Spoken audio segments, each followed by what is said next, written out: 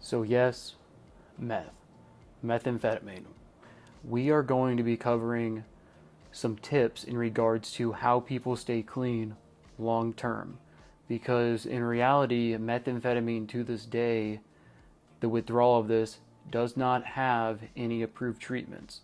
So these are some tips that patients have told me and stated to me over and over again in regards to how how you can stay sober and what to expect when going through the process of methamphetamine withdrawal. This doesn't apply to everyone. Everyone obviously is different, but this is a good idea of some of the consistent things said in regards to this as well, and just ideas. All right, so the first tip: always stay ahead of your withdrawal. Meaning, let's say you get cut off from your plug or whatnot, and you know you're going to have to start detoxing. There are ways to go about this. Meaning, if you can, and I know there's a lot of times where people are at rock bottom and they have nothing and they don't have any ways of even supporting them at this level, but I'm talking in a way in regards to staying ahead of the withdrawal in regards to hydration. Hydration's huge. So, a lot of times people who have been using methamphetamine, heavy duty stimulants as well, will not be hydrated enough, and they'll come in and a lot of times their teeth are very degraded. Their pulse is always very high, always extremely nervous, picking at skin, things like this. These are the kind of things that one can anticipate if you have not been staying hydrated. So let's say you're stopping something, and this happens to people more often than none. A lot of times what's portrayed a lot of times out there is people who, for example, are abusing things such as like methamphetamine, are like on the ground tweaking, half naked. And yes, that this can be true sometimes. This can be true. It can be. But a lot of times they're your day-to-day average Joe citizens even working, or who have lost jobs and whatnot. It's not people who literally are just they've lost everything. It's not like that. It's your everyday person. So staying ahead of the withdrawal if you can. The second thing, if you are using methamphetamine, an interesting thing that numerous people have stated in regards to methamphetamine use, if you have been in particularly shooting it, and that you got to understand, your dopamine is so depleted at that level. It's sad, but you obviously can recover, but it's just a lot harder, unfortunately, to recover off of that, but it can still be done. But for some people, you have to look at why were they using methamphetamine, for example, in the first place.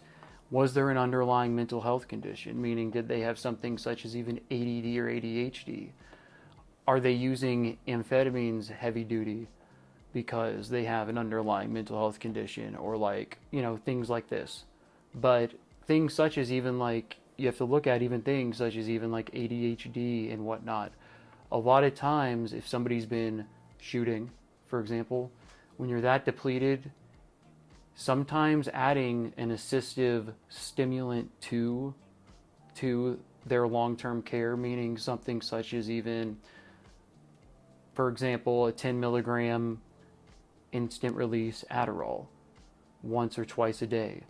That can be used for people who have abused cocaine as well, just to help your brain recover in regards to your day-to-day activities, in not only the short term but the long term, because when it's depleted at that level, adjusting can be honestly, it can be life-changing in regards to, if you've been using hardcore, your brain has taken, unfortunately, sometimes a big toll to unfortunately you just go back to using it, because the physical withdrawal, yes, can be tough, obviously, when it comes to any sort of addiction, but in particular, once again, stimulant abuse.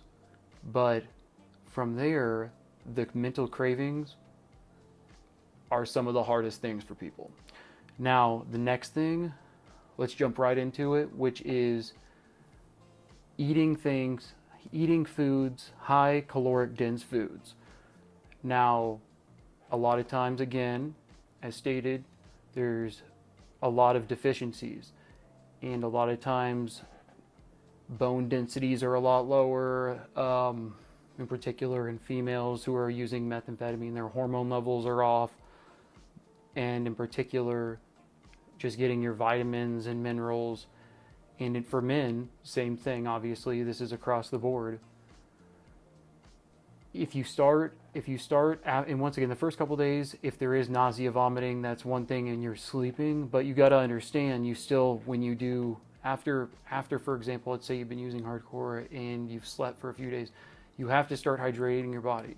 And that's why I recommend sleeping, yes, is huge, but getting up, setting an alarm once every even 8 hours to make sure you're using the bathroom and make sure you're hydrating yourself. You need to force yourself to do that and start eating, because as you do that, you'll be pushing out those toxins at a faster rate and your body will start recovering. So I know bland foods, obviously, if there's nausea and vomiting, but if there's no nausea and vomiting, you need to start being aggressive about your hunger. And what I mean by this is really paying attention to it. What color is your urine? If it's not a light tinted yellow, or just in general coming out looking like water, if it's dark, you need to hydrate yourself.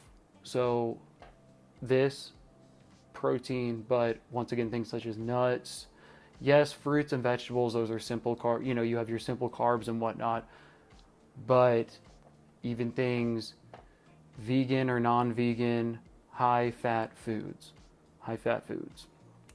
Now, the last part I briefly want to teach on, or not teach on, but just kind of speak on, is another part which comes with I think in my opinion, in drug addiction in general, is being able to recognize that the physical withdrawal will be tough, but you have to also look at the long-term mental side of it. So if you're just going to tell yourself one day, I'm going to quit this cold turkey and then I'm just going to start living a normal life. Yes, you can, depending on what you're using cold turkey, obviously. But you have to really look at, why were you using in the first place? What was leading you to this? But if you look at the long term and the mental side of this, that is what needs to be addressed more, because there are people out there, they're using because they have a underlying mental health disorder, meaning if they quit using, that mental health disorder can be expressed. Sometimes psychosis can come out of it. This leads to people being in the mental health hospital, not even just for detox, but for just really an underlying condition, a mental health condition.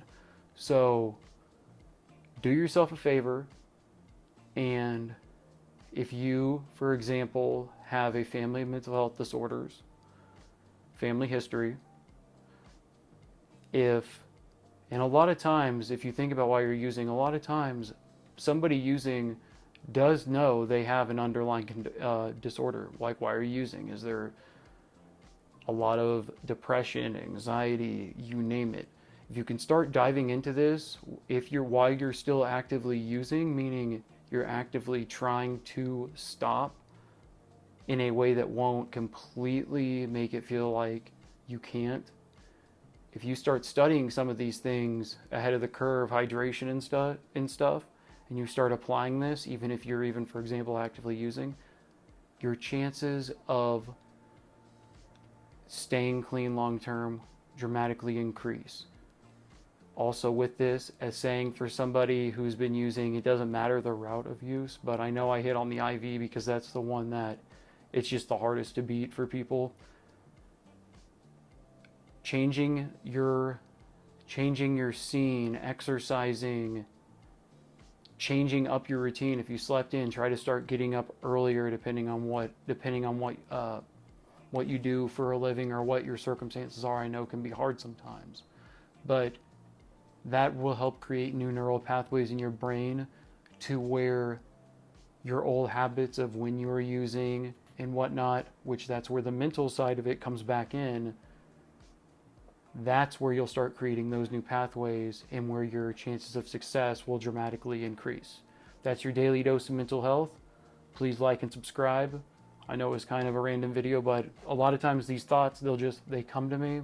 I work in the psych setting and I just like to, just express them and whatnot. But we have a lot more content coming. Like and subscribe. Check out the 365 days of running. Check out all my I've got all sorts of videos mental health related. So yeah, check it out. Leave a comment.